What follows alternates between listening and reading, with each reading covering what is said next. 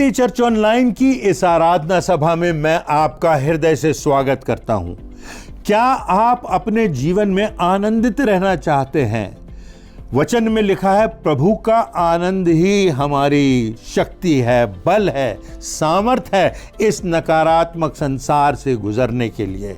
तो कुछ बातें हैं जिनसे हमें अपना ध्यान हटाना होगा, जिन्हें हमें अपने जीवन से दूर करना होगा, और कुछ बातें हैं जिनकी ओर हमें अपना ध्यान लगाना होगा, जिन बातों को हमें स्वीकारना होगा। आज परमेश्वर ये बातें बड़ी स्पष्टता से अपने वचन में मेरे और आपके सामने रखना चाहता है। तो आइए हम इस आराधना सभा में भाग लें, परमेश्वर की महिमा करें, उसके वचनों को सुनें, उन पर चलें, परमेश्वर से प्रार्थना करें, उसके प्रेम को स्मरण करें और धन्यवाद के साथ अपने जीवन को नए जीवन की राह पर आगे बढ़ाते चलें। ये सब बातें संभव हैं यदि हम प्रभु यीशु मसीह की ओर देखें, उसके वचन की ओर देखें। तो आइए इस आराधना सभा में हम आगे बढ़ते हैं। परमेश्वर निश्चित रूप से आपको आशीष देगा। परमेश्वर पिता को धन्यवाद देती हूँ कि आज उसने हमें फिर से एक साथ उसकी आराधना करने का ये अनमोल अवसर दिया है। हमारा परमेश्वर दूर नहीं बल्कि हमारे बीच में है। वह हमसे प्रेम करता है और हमारे कारण आनंदित होता है। आज हम उसकी उस अद्भुत उपस्थिति में आराधना करने के लिए एकत्रित हुए हैं। आइए हम प्रार्थना करें। प्रेमी पिता परमेश्वर, हम तेरी महिमा करते हुए तेरे पास आते हैं और आज के इस पवित्र दिन के लिए तुझे धन्यवाद देते हैं। धन्यवाद देते हैं हिंदी चर्च ऑनलाइन की इस सेवकाई के लिए, जिसमें हम शामिल होकर आशीषित होते हैं और तेरी महिमा भी करते हैं। प्रभु पिता, तेरा वचन कहता है कि तू हमारे बीच में है और तू हमारे कारण आनंदित होता है। आज हमारी आराधना में अपनी उस उपस्थिति का एहसास हमें करा। तेरे अभिषिक्त दास के लिए भी हम प्रार्थना करते हैं कि उन्हें तेरी आत्मा की भरपूरी मिले, जिससे हम सब आशीषित हो सकें। पिता, हम प्रार्थना करते हैं जब हम प्रभु भोज में शामिल होते हैं तो उसके महत्व को समझें, उसे ग्रहण करने के द्वारा हम आत्मिक रूप से आशीषित हो सकें। आज की संपूर्ण आराधना पर तेरी आशीष और उपस्थिति बनी रहे। धन्यवाद और विश्वास के साथ इस प्रार्थना को प्रभु यीशु मसीह के नाम से मांगते हैं, आमीन। हे सिय्योन, ऊंचे स्वर से गा। हे इज़राइल, जय जयकार कर।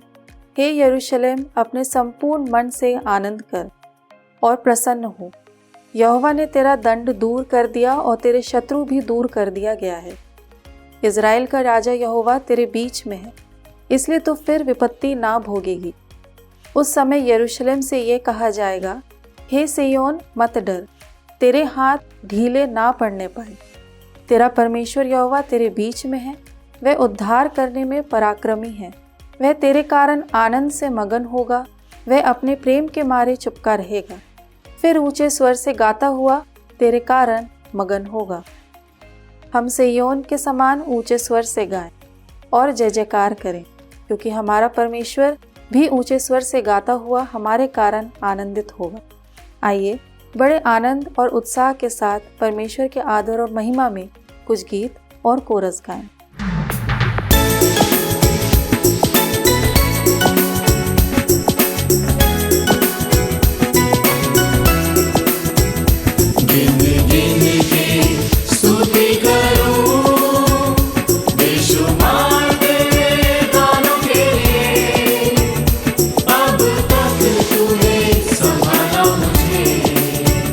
अपनी बाहों में लिए हुए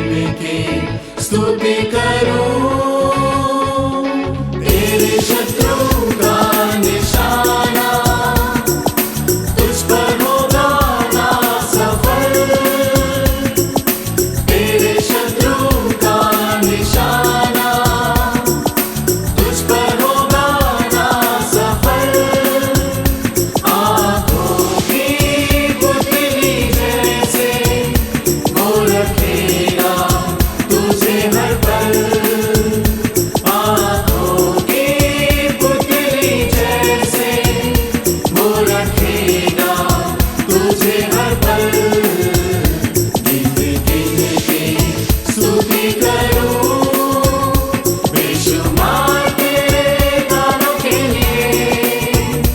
अब तक तूने संभाला मुझे अपनी बाहों में लिए हुए। अब तक तूने संभाला मुझे अपनी बाहों में लिए हुए। गिन गिन के स्तुति करूं आंधियां बन के आए जिंदगी के फिकर। आंधियां बन के आए जिंदगी के फिकर। कौन है तेरा खेवनहारा है भरोसा तेरा केवल।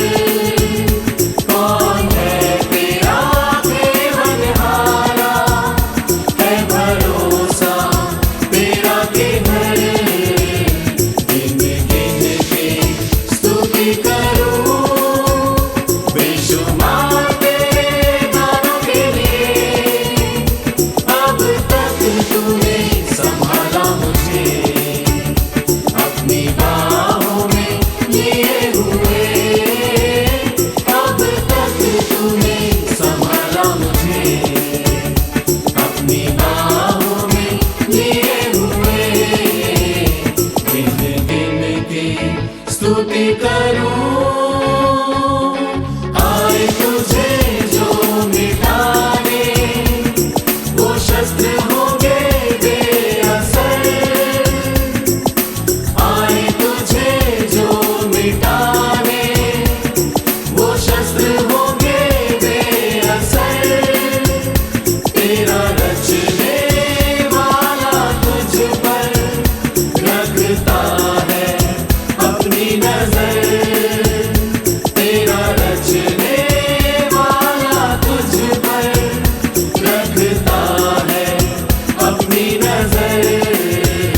गिन गिन के स्तुति करूं बेशुमार तेरे गानों के लिए।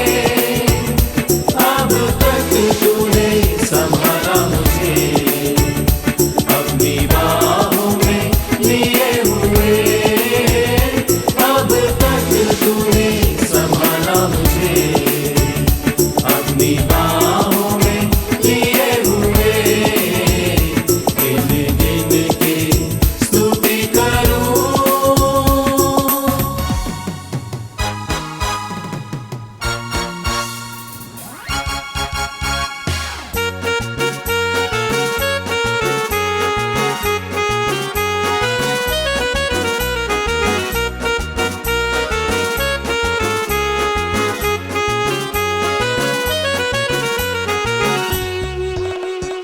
यीशु है सच्चा गड़िया उसकी हम भेड़ हैं। हरी चराइयों में हमें चराता है। यीशु है सच्चा गड़िया उसकी हम भेड़ हैं। हरी चराइयों में हमें चराता है। हालेलुया आमीन, हालेलुया आमीन, हालेलुया आमीन, हालेलुया आमीन।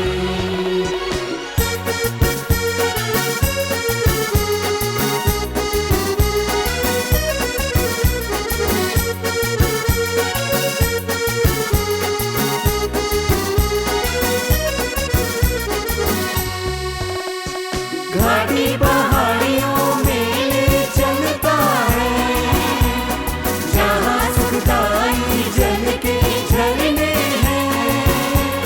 घाटी पहाड़ियों में चलता है जहाँ सुखदाई जल के झरने हैं। यीशु है सच्चा गड़िया उसकी हम भेड़ हैं। हरी चराइयों में हमें चराता है।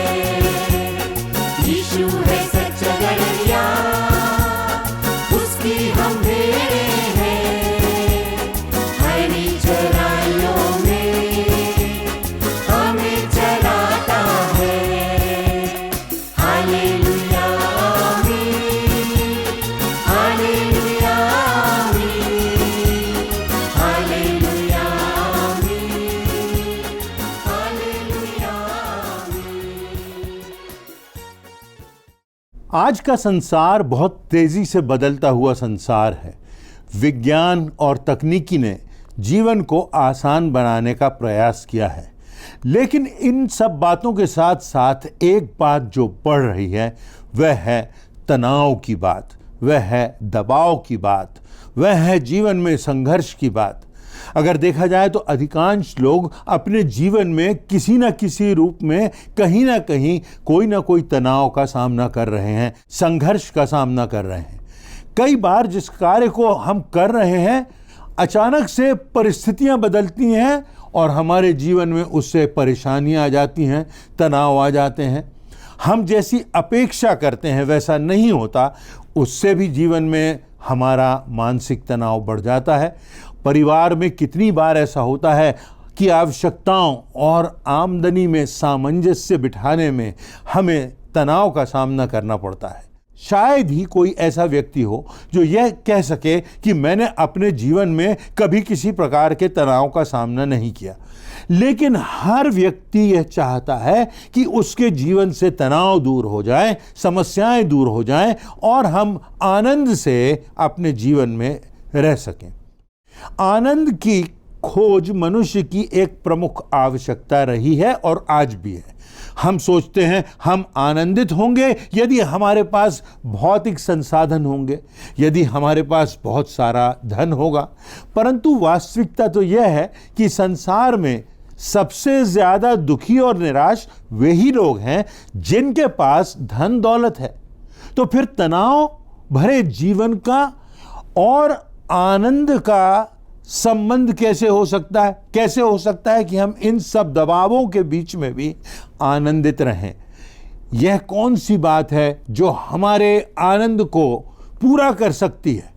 बाइबल में भजन संहिता की पुस्तक के 30वें अध्याय की 11वीं और 12वीं आयतों में कुछ इस प्रकार लिखा हुआ है, तूने अर्थात परमेश्वर ने मेरे लिए विलाप को नृत्य में बदल डाला, तूने मेरे टाट को उतरवाकर मेरी कमर में आनंद का पटुका बांधा है, इसलिए मेरी आत्मा तेरा भजन गाती रहेगी और कभी चुप ना होगी।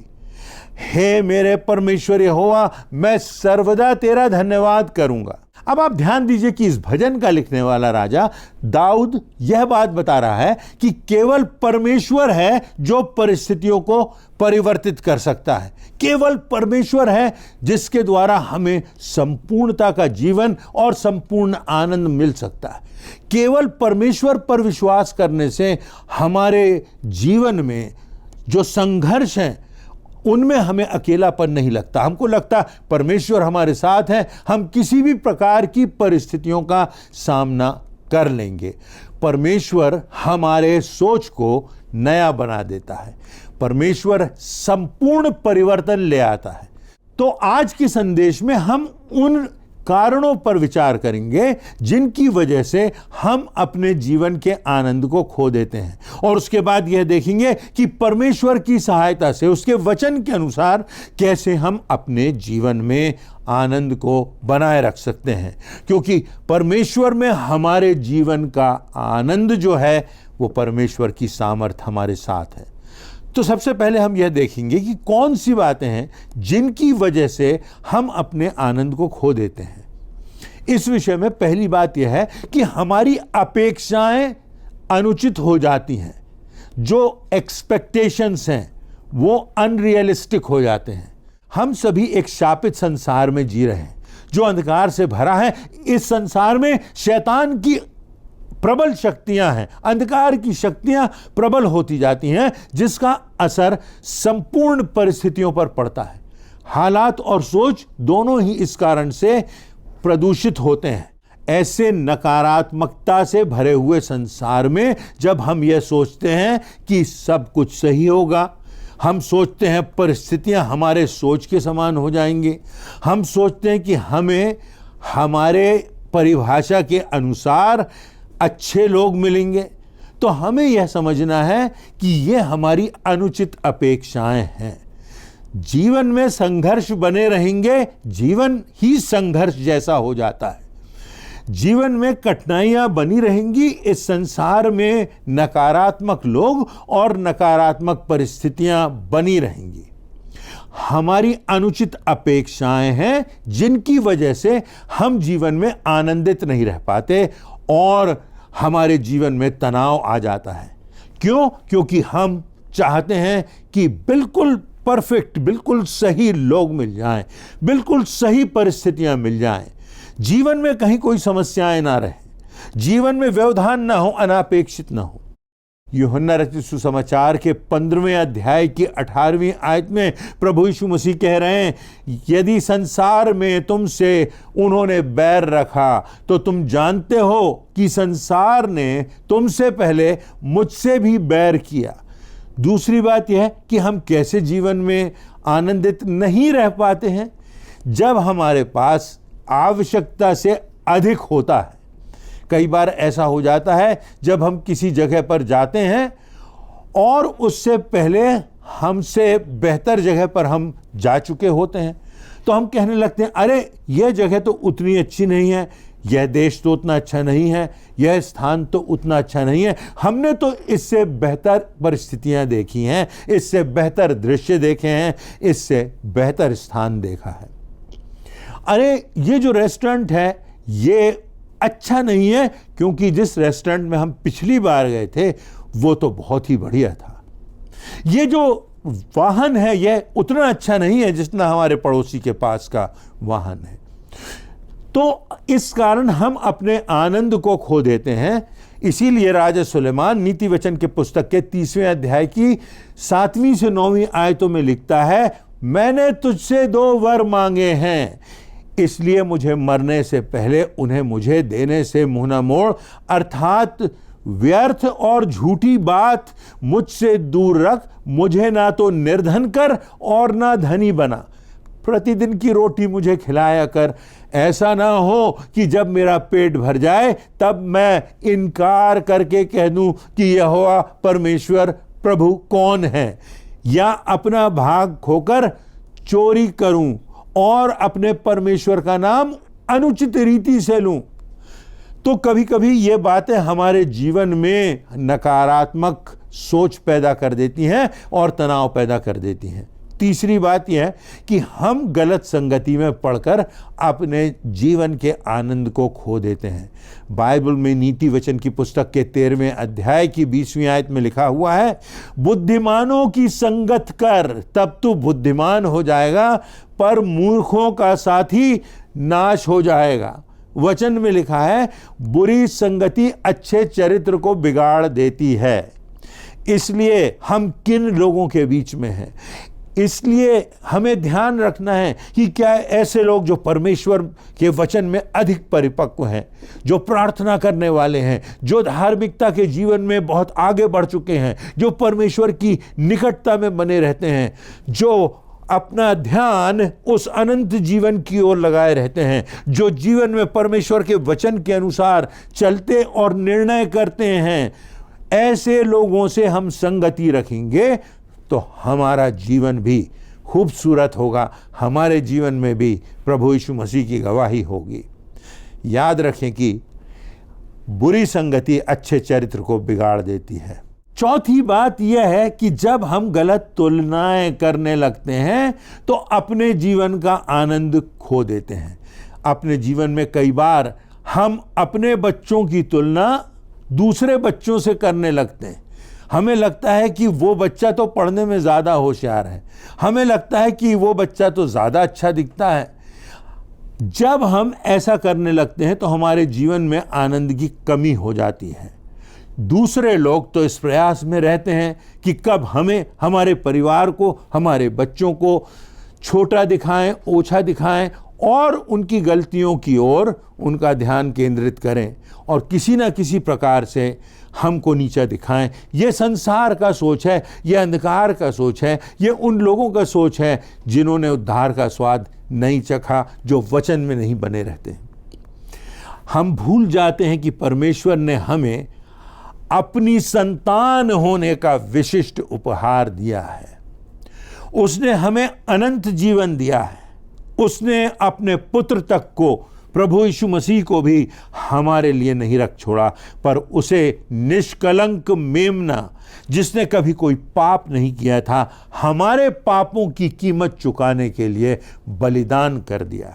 हमको आवश्यकता इस बात की है कि हम इस प्रकार की तुलनाएं किसी और से ना करें। अनुचित तुलना ना सिर्फ संबंधों को बिगाड़ती है, हमारे जीवन के आनंद को समाप्त कर सकती है और शैतान को अवसर दे सकती है हमारे जीवन में हमारी सांसारिक और भौतिक और शारीरिक लालसाओं को उनको पाने की अपेक्षा को बढ़ा देती है और हम पापमय आकर्षणों में फंस जाते हैं। जबकि परमेश्वर ने आदम और हवा को बनाया था और उनसे कहा था कि वे एक दूसरे के पूरक हैं और सहायक हैं।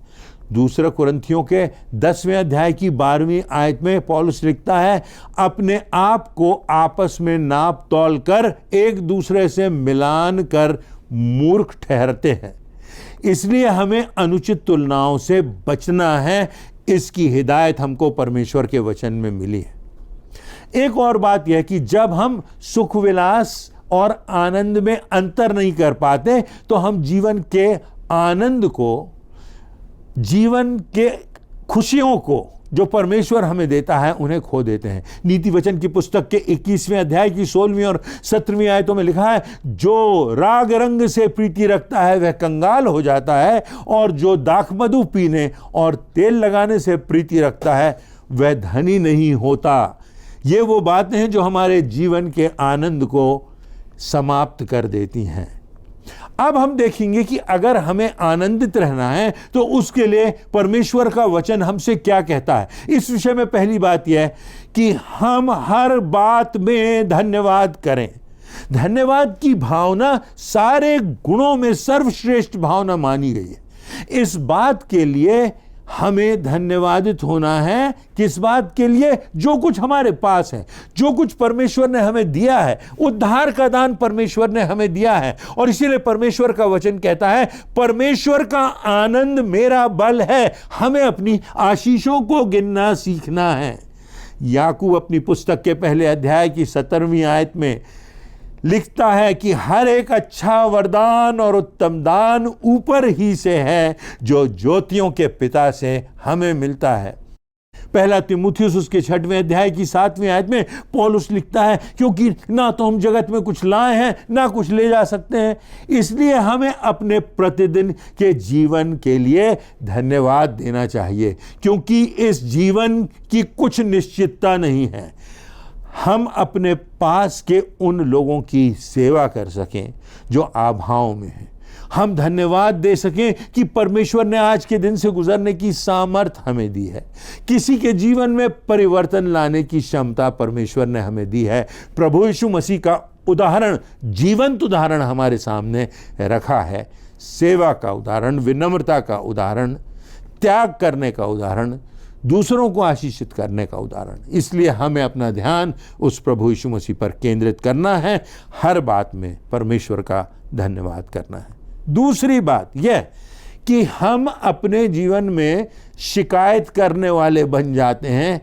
हम शिकायत ना करें। यदि हमें आनंदित रहना है तो हम अपने जीवन से शिकायत करने की समस्या को दूर कर दें। अक्सर हम अपने वचनों के द्वारा कितनी बार शिकायत करते हैं, हमारे साथ तो ऐसा हो रहा है, हमारे साथ तो ये गलत हो रहा है, हमारे साथ और नकारात्मक चिंतन में हमारी ये ओवर थिंकिंग हो जाती है और हमारा ध्यान हमारी पीड़ाओं पर, हमारी कमियों पर लग जाता है। पौलुस प्रेरित ने जो पत्रियां लिखी, जिन परिस्थितियों में वो रहा, उसने हर बार उन परिस्थितियों को बड़ा नहीं बनाया, कठिनाई की परिस्थितियों को, मृत्यु जब सामने थी, जब संघर्ष सामने था, जब अनिश्चितता सामने थी, हर परिस्थिति में उसने परमेश्वर को धन्यवाद दिया और कहा, हर परिस्थिति में परमेश्वर का वचन लोग सुनते हैं और लोग प्रभु यीशु मसीह को जानते हैं जिस भी परिस्थिति में मैं रहता हूं। जब इस्राएल के लोग मूसा की अगुवाई में मिस्र की गुलामी से निकाले गए तो उन्हें कठिनाइयों का सामना करना पड़ा, चुनौतियों का सामना करना पड़ा। कनान देश तक उनकी यात्रा आसान नहीं थी, परंतु बार बार वे छोटी छोटी बातों पर बड़बड़ाते थे और शिकायत करते थे। और तब निर्गमन की पुस्तक के 15वें अध्याय की 23वीं और 24वीं आयतों में लिखा है, फिर मारा नामक एक स्थान पर वे पहुंचे, वहां का पानी खारा था, जब वे उसे पी ना सके, इस कारण उस स्थान का नाम मारा पड़ा। तब से यह कहकर मूसा के विरुद्ध वे बकवास करने लगे कि हम क्या पिएं। तो इस्राएल के लोग परमेश्वर की ओर ना देखकर, आशीषों की ओर ना देखकर, इस बात की ओर ना देखकर कि परमेश्वर ने उन्हें गुलामी से निकाला है, परिस्थितियों की ओर, नकारात्मक परिस्थितियों की ओर देखने लगे। और तब वो मूसा से वे शिकायतें करने लगे। इस्राएलियों का बार बार शिकायत करना और बड़बड़ाना परमेश्वर को पसंद नहीं आया, और इसीलिए परमेश्वर ने उन्हें दंड की आज्ञा दी। पहला कुरिन्थियों के 10वें अध्याय की 10वीं आयत में लिखा है, और ना तुम कुड़कुड़ाओ जिस रीति से उनमें से कितने कुड़कुड़ाए और नष्ट करने वालों के द्वारा नाश किए गए। ये इस्राएलियों के संदर्भ में कहा जा रहा है। फिलिपियों के पत्र के 2 अध्याय की 14वीं और 15वीं आयतों में पौलुस लिखता है, सब काम बिना कुड़कुड़ाए और बिना विवाद के किया करो, ताकि तुम निर्दोष होकर टेढ़े और हठीले लोगों के बीच परमेश्वर के निष्कलंक संतान बने रहो, जिसके बीच में तुम जीवन का वचन लिए हुए जलते हुए दीपकों की समान दिखाई देते हो। प्रभु की ज्योति बनना है, प्रभु के दियों की समान हम जलते हुए दिखाई दे, प्रकाश दें, वो प्रेम का प्रकाश, वो क्षमा का प्रकाश, वो उद्धार का प्रकाश, वो आशीषों का प्रकाश, वो परमेश्वर की संतान होने का प्रकाश हमारे जीवन में हमेशा दिखाई देता रहे। तीसरी बात यह है कि हम अपने जीवन में संतुष्ट रहें। पहला तिमुथियुस के 6वें अध्याय की 6वीं आयत में लिखा हुआ है, संतोष सहित भक्ति बड़ी कमाई है, क्योंकि ना हम जगत में कुछ लाए हैं, ना कुछ लेकर के जाएंगे। और यदि हमारे पास खाने को, पहनने को है, तो हमें इन्हीं पर संतोष करना चाहिए। संतोष वह गुण है जो हमारे जीवन में हमें आनंदित बनाए रखता है। जो कुछ परमेश्वर ने दिया उसमें हम खुश रहें। आज यदि आपका स्वास्थ्य अच्छा है और आपको कोई बीमारी नहीं है, तो आपको धन्यवादित होना चाहिए, क्योंकि पिछले 1 सप्ताह में 10 लाख लोगों की मृत्यु हो चुकी है। यदि आज आपके पास खाने के लिए भोजन है, तो आप उन 90 लाख लोगों से बेहतर हैं जो 1 साल में भूखे मर जाते हैं। अगर आप जेल खाने से बाहर हैं, तो आप उन 1.25 करोड़ लोगों से बेहतर हैं जो आज कैद में पड़े हुए हैं और उस अकेलेपन की भावना का, और यहां तक किसी भी प्रकार का अपराध ना किए जाने पर भी आपके साथ अन्याय हुआ और आप अपराधियों के समान जी रहे हैं। ये बड़ी कठिन बात होती है, परंतु परमेश्वर का धन्यवाद हो कि परमेश्वर हमको छुड़ाता है। परमेश्वर अगर हमको कैद में भी ले जाता है, तो उसमें भी हमें धन्यवादित होना है, क्योंकि वहाँ पर भी परमेश्वर की गवाही होगी। उन कठिन दिनों से परमेश्वर हमको निश्चित रूप से निकालेगा। अगर आपके पास रहने के लिए घर है, तो आप दुनिया के उन 33 करोड़ लोगों से बेहतर हैं जिनके पास सिर छुपाने को छत नहीं। अगर आपके पास आपकी भाषा में लिखी हुई बाइबल है और आप उसे पढ़ सकते हैं, तो आप उन 150 करोड़ लोगों से बेहतर हैं जिनकी भाषा में आज बाइबल उपलब्ध ही नहीं। हमें अपने जीवन में संतुष्ट रहना सीखना है, क्योंकि आनंदित रहने की यह एक प्रमुख कुंजी है। मशहूर लेखक और प्रचारक जॉन ऑर्टबर्ग ने अपनी पुस्तक लाइफ यू ऑलवेज वांटेड में एक 89 साल की बुजुर्ग महिला मेबल का वर्णन किया है। यह महिला अंधी थी, बहरी थी, बिस्तर से उठ नहीं पाती थी, 25 वर्षों से नर्सिंग होम में भर्ती रही, लेकिन उस दर्द, अकेलेपन और बीमारी के बावजूद उसका जीवन प्रार्थना का जीवन था। उसके जीवन में प्रभु का आनंद दिखाई देता था। और जॉन ऑर्टबर्ग लिखते हैं कि उस महिला से जब वो मिले, तो उस महिला ने उनसे कहा, मैं अपने दर्द के बारे में नहीं सोचती, मेरा ध्यान प्रभु यीशु मसीह के क्रूस पर लगा रहता है। आइए आज हम परमेश्वर के वचन के अनुसार प्रभु यीशु मसीह के क्रूस की ओर देखें और धन्यवाद दें कि उस प्रभु में हमें अनंत जीवन की आशा है। उस प्रभु में हमें इस जीवन में आनंद से भरे हुए जीवन की आशा है, यहाँ तक कि मृत्यु को भी हम विजय की भावना से स्वीकार कर सकते हैं, क्योंकि हमने प्रभु यीशु मसीह में मोक्ष पाया है, उद्धार पाया है, अनंत जीवन पाया है। चौथी बात यह कि हम क्षमा करना सीखें। बहुत सी खुशियां हमारी चली जाती हैं यदि हम क्षमा नहीं करते। यह बहुत जरूरी है कि जीवन में हम निरंतर क्षमा करते रहें। यह हमारे लिए ही अच्छा होगा, किसी दूसरे के लिए अच्छा हो कि नहीं, परंतु हमारे जीवन के लिए, हमारे आत्मिक जीवन के लिए, हमारे मानसिक जीवन के लिए अच्छा होगा यदि हम दूसरों को क्षमा करते जाएं। इससे हमको खुशी मिलेगी, इससे हमको उस कुंठित जीवन से, उस ग्लानि से भरे जीवन से हम निकल सकेंगे। उनकी ओर से हमारा ध्यान हट जाएगा जिन लोगों ने हमें चोट लगाई है। यूसुफ को उसके भाइयों ने धोखा दिया, गड्ढे में डाल दिया, गुलाम बनाकर बेच दिया। इन सब बातों की वजह से उसे बहुत अपमान और पीड़ा और झूठे आरोपों का सामना करना पड़ा, कैद में डाल दिया गया। मगर यूसुफ के हृदय में बदले की भावना नहीं थी। अकाल के समय जब उसके भाई उसके पास आए तो उन्होंने क्षमा पाई, यूसुफ ने उन्हें क्षमा कर दिया। उत्पत्ति की पुस्तक के 45वें अध्याय में इस घटना का वर्णन पाया जाता है। जब यूसुफ ने अपने भाइयों को क्षमा कर दिया तो वे एक दूसरे से लिपट कर रोए और आनंदित हुए। उड़ाऊ पुत्र के दृष्टांत में जब छोटा बेटा आपे में आता है और वापस लौटता है तो पिता ने उसे क्षमा कर दिया और वहाँ आनंद हुआ। वहाँ आनंद से सब कुछ, परिपूर्णता से सब कुछ भर गया। एक दूसरे का दिल फिर से वापस उस प्रेम से भर दिया गया जो प्रभु यीशु मसीह का प्रेम है। तो इन बातों पर हम गौर करें कि परमेश्वर ने हमारे साथ कैसा कैसा उपकार किया है, कितनी आशीषें प्रतिदिन दी हैं। तो ना हम तुलना करते हैं, ना हम किसी के लिए गलत सोचते हैं, और हम क्षमा करते जाते हैं, क्योंकि वचन कहता है कि यदि तुम मनुष्य का अपराध क्षमा करोगे तो तुम्हारा स्वर्गीय पिता भी तुम्हें क्षमा करेगा, और यदि तुम मनुष्यों के अपराध क्षमा ना करोगे तो तुम्हारा पिता भी तुम्हारे अपराध क्षमा ना करेगा। तो हम सकारात्मकता का जीवन जिएं, आनंद का जीवन जिएं और परमेश्वर की ओर अपने जीवन को लगाएं और देखें कि प्रभु यीशु मसीह से हमको जो आनंद प्राप्त होता है, जो क्षमा प्राप्त होती है, यह हमारे हृदय में है कि नहीं। हमें किस ओर अपना ध्यान लगाना है यह भी बाइबल बताती है। वचन में लिखा है, निदान है भाइयों, जो बातें सत्य हैं, जो बातें उचित हैं, जो बातें पवित्र हैं, जो बातें सुहावनी हैं, जो बातें मनभावनी हैं, जो सद्गुण और प्रशंसा की बातें हैं, उन्हीं पर ध्यान लगाया करो।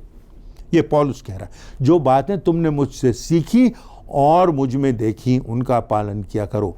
तब इसका परिणाम क्या होगा? लिखा हुआ है, तब परमेश्वर की शांति हमें प्राप्त होगी। तब परमेश्वर जो शांति का स्रोत है तुम्हारे साथ होगा।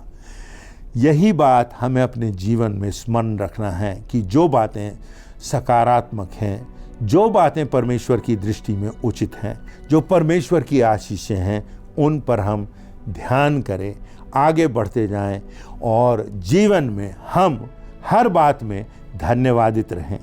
हम शिकवा शिकायत करना छोड़ दें, हम जीवन में संतुष्ट रहें, हम जीवन में एक दूसरे को क्षमा करें, और यह कि हमारा चिंतन वचन पर आधारित हो और प्रभु यीशु मसीह के क्रूस को हम ध्यान में रखें, क्योंकि क्रूस के उस पार अनंत जीवन है। हर एक के लिए आशा है, हर एक के लिए एक नया जीवन, अनंत का जीवन, परमेश्वर की निकटता का जीवन उपलब्ध है।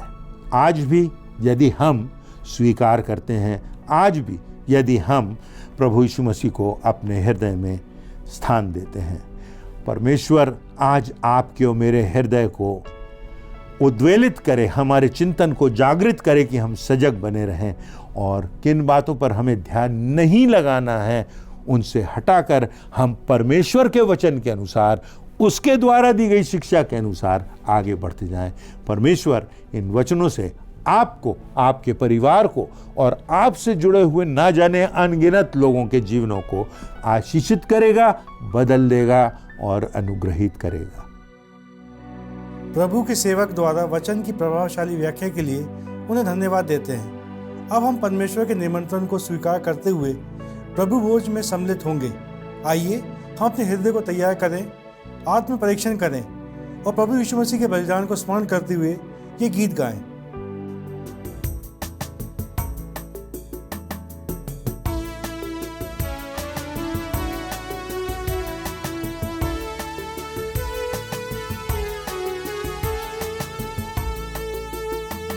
यीशु क्रूस पर मारा है, उसकी ही प्रशंसा हो, वो मेरा साथी हुआ है, उसकी ही प्रशंसा हो, है प्रभु यीशु दयावान, और कैसा मीठा उसका नाम, वो मुझको देता जीवन दान, उसकी ही प्रशंसा हो, तू किया मेरा सारा पाप, उसकी ही प्रशंसा हो, मिटाया मेरा सब संताप, उसकी ही प्रशंसा हो, है प्रभु यीशु दयावान, और कैसा मीठा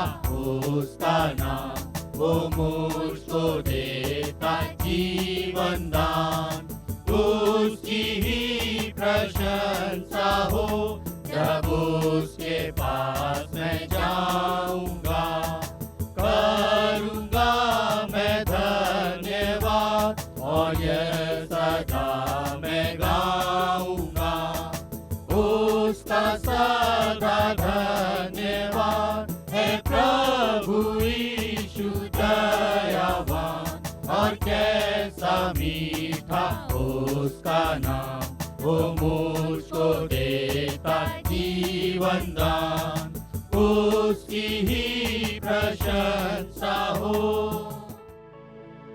ये समय होगा कि हम प्रभु की बेज में शामिल होंगे।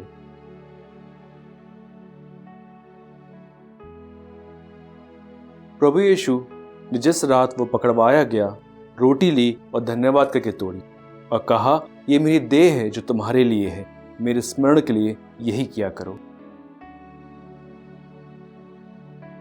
इसी रीति से उसने ब्यारे के पीछे कटोरा भी लिया और कहा, यह कटोरा मेरे लहू में नई वाचा है, जब कभी पियो मेरे स्मरण के लिए यही किया करो, क्योंकि जब कभी तुम ये रोटी खाते और इस कटोरे में से पीते हो तो प्रभु की मृत्यु को वो जब तक ना आए प्रचार करते हो। आइए हम प्रार्थना करें। परमेश्वर पिता, हम आपके सामने आते हैं और धन्यवाद देते हैं समय के लिए कि हम आपके प्रेम के लिए और प्रभु यीशु मसीह के बलिदान के लिए आपको धन्यवाद दे सकें, और साथ में इस बात को याद कर सकें कि किस प्रकार आपने हमसे प्रेम किया है और किस प्रकार प्रभु यीशु मसीह ने हमारे पापों के लिए अपनी जान दी है। हमारी प्रार्थना है प्रभु कि हम अपना जीवन आप में जीने वाले हो सके, आपके वचन के अनुसार जी सकें, कि हमारे जीवन के द्वारा प्रभु यीशु मसीह की मृत्यु का प्रचार हो सके, आपका प्रेम का प्रचार हो सके प्रभु, और लोग हमारे द्वारा आपको जान सकें। फिर से इस सभा के लिए, इस समय के लिए धन्यवाद देते हुए प्रार्थना प्रभु यीशु मसीह के नाम से मांगते हैं, आमीन। प्रभु की मेज तैयार है। आप में से जिन्होंने भी प्रभु यीशु मसीह पर विश्वास करके उसके नाम का बपतिस्मा लिया है, आप सभी इस विधि में शामिल हो सकते हैं।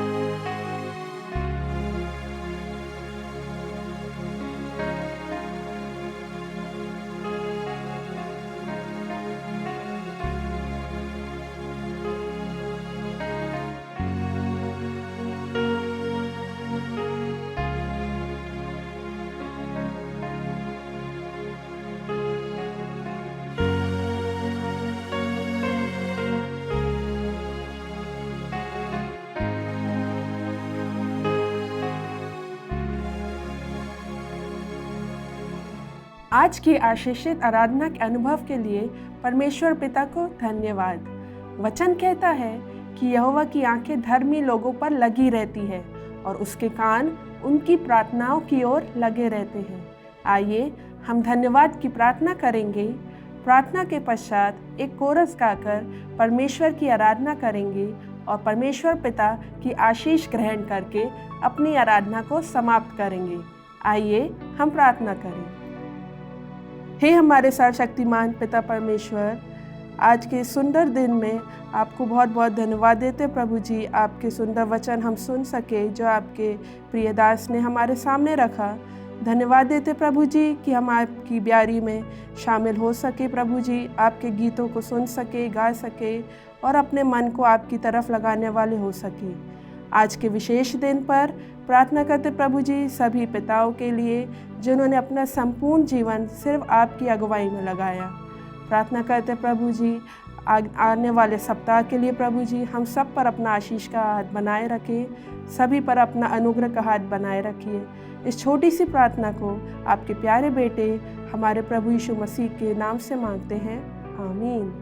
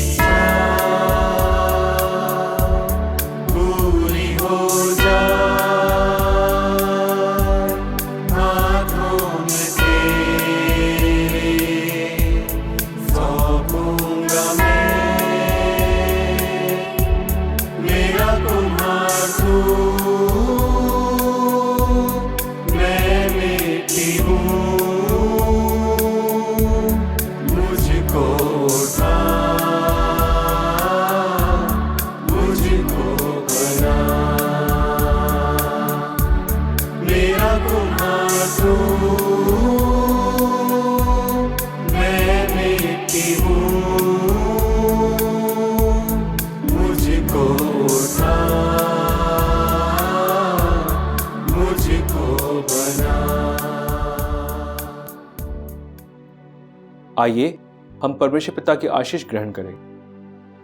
अब हमारे परमेश्वर पिता का प्रेम, प्रभु यीशु मसीह का अनुग्रह और पवित्र आत्मा की शांति और सौभाग्यता हम सबों के साथ अब से लेकर अनंत काल तक बनी रहे। आमीन।